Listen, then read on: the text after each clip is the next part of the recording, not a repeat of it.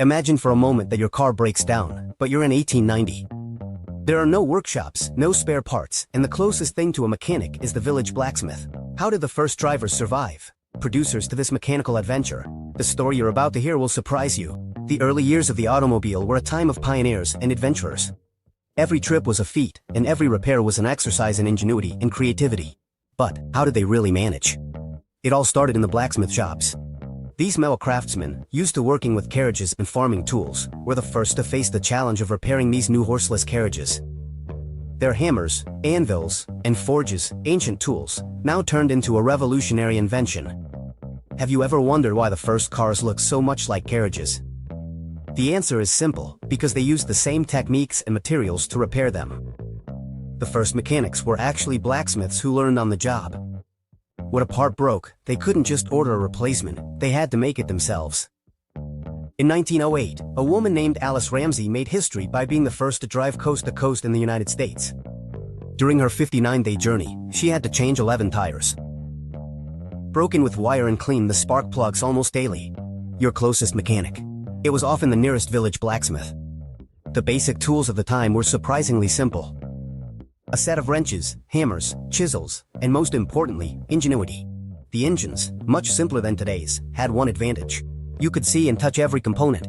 There were no computers, no electronic diagnostics, it was all pure mechanics. Did you know that early repair manuals were so basic that they included instructions like tap gently? Until it works, many drivers carried repair kits that included rope and wire because they never knew they might need to improvise. But this was just the beginning. The arrival of Ford's Model T would not only revolutionize how cars were made, but it would also forever change how they were repaired. Now let's move on to the era of mass production, from 1920 to 1950. Have you ever wondered why mechanics have so many specific tools? It all started with a black car, very black, so black that Henry Ford used to say you could have it in any color, as long as it was black. The Model T not only revolutionized how cars were made, but it also created a whole new generation of mechanics. The arrival of the Model T marked the end of an artisanal era and the beginning of something completely new. For the first time in history, cars were not lifelike toys, but accessible tools for the average citizen. But with this democratization of the automobile, a new challenge arose. Who would repair all these vehicles? Ford didn't just revolutionize production, he also transformed repair. For the first time, there were standardized parts. There was no longer a need to make every part from scratch. This gave birth to something we take for granted today, the spare parts catalog. Imagine the mechanics' excitement when they knew they could order an exact part. Exactly like the original. In 1926, in a small Kansas garage, a mechanic named Charles Williams received his first official Ford manual. His hands, used to improvising solutions, trembled as he flipped through those pages that contained something revolutionary. Step-by-step instructions with detailed diagrams. It was the birth of modern repair. The workshops began to transform. They were no longer simple adapted blacksmith shops. Adapted, but spaces specifically designed for car repair. Families of mechanics began to emerge, passing down knowledge from father to son. Each family had its secrets, special techniques, and tricks of the trade. Standardization brought with it specialized tools. Socket wrenches with specific sizes replaced adjustable ones. The first mechanical lifts appeared, saying goodbye to inspection pits.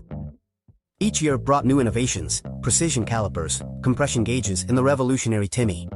And a minute light to adjust the ignition. These family-run shops became the heart of many communities. The local mechanic didn't just fix cars, he was a counselor, a confidant, and often the unofficial bank of the town. Many accepted payments in goods or labor, when money was tight during the Great Depression. But while these mechanics were perfecting their craft, something was changing in Detroit. Engines were becoming more powerful, more complex. The era of the American muscle was about to begin, and with it, a revolution in the world of mechanics. Now let's jump to the mechanical revolution, from 1950 to 1980. The 50s and 60s brought more than just rock and roll. Engines grew in size and power, and with them, the complexity of repairs. A 57 Chevrolet was no longer the simple model that anyone could fix with a hammer and good intentions. Mechanics was becoming a science. In 1964, when the first Mustang hit the shops, many veteran mechanics scratched their heads. Chicago mechanic Joe Martinez recalls, it was as if someone had taken a normal engine and given it steroids.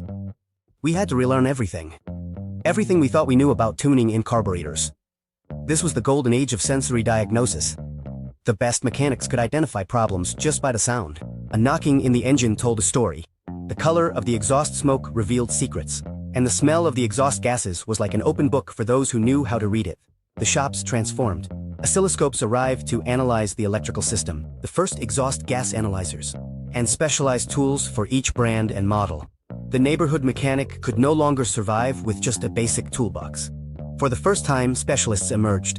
Experts in automatic transmissions, wizards of carburation, gurus of suspension. The era of the mechanic who did it all was coming to an end. As an old shop saying goes, he who grasps too much holds little. But while mechanics perfected the art of manually tuning carburetors and adjusting valves, a quiet revolution. It was brewing in Japan and Europe. The era of electronics was about to begin, and with it would come the biggest challenge the profession had ever faced. One day in 1981, in a shop in Detroit, a veteran mechanic stood there staring, perplexed at the engine of a new Honda Accord. There was no carburetor. Instead, there was a mysterious black box. It controlled the flow of fuel. It was the beginning of a revolution that would forever change the world of auto repair. Welcome to the era where wrenches started sharing space with computers. The 1980s marked the beginning of a new era. Japanese and European manufacturers began to introduce electronic fuel injection systems. It was no longer enough to have a good ear and skilled hands. Now, mechanics needed to understand voltages, sensors, and components. Computers. Mike Thompson, a shop owner in California, remembers the day he bought his first diagnostic computer in 1985. It cost more than all my other equipment combined. Some colleagues scoffed, saying it was a waste of money. 6 months later, those same mechanics were paying me to use my scanner. The terms changed. It was no longer just about compression and timing. Now you had to understand about PCM, powertrain control module, map sensors, and trouble codes.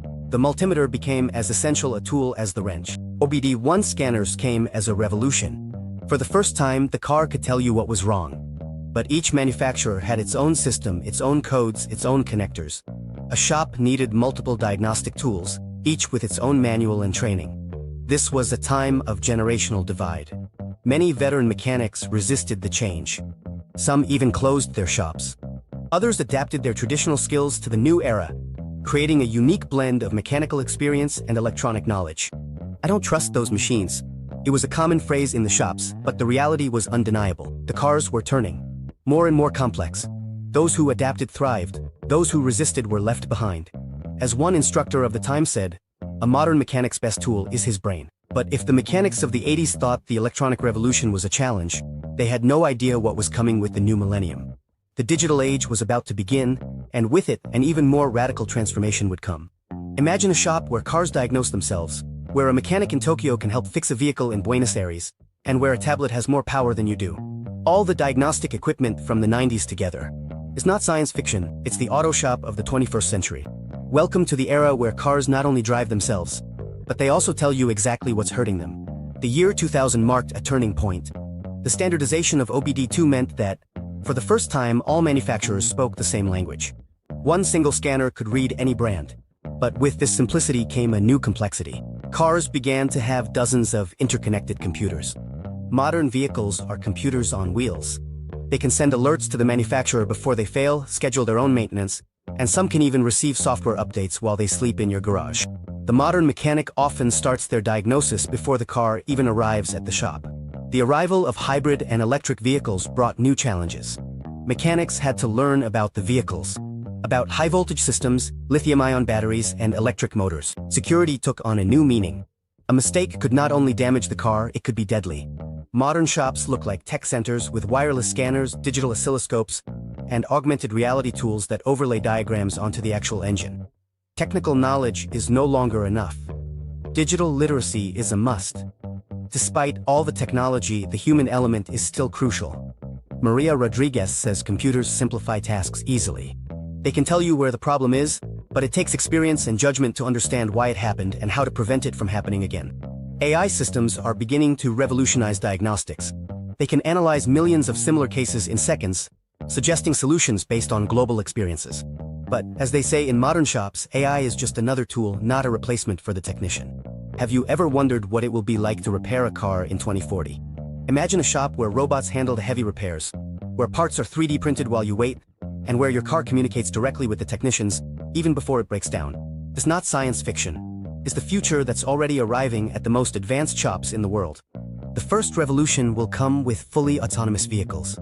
These cars will not only drive themselves, but they'll also be able to self-diagnose and head to the shop on their own. But their complexity will require a new type of technician, the autonomous systems engineer.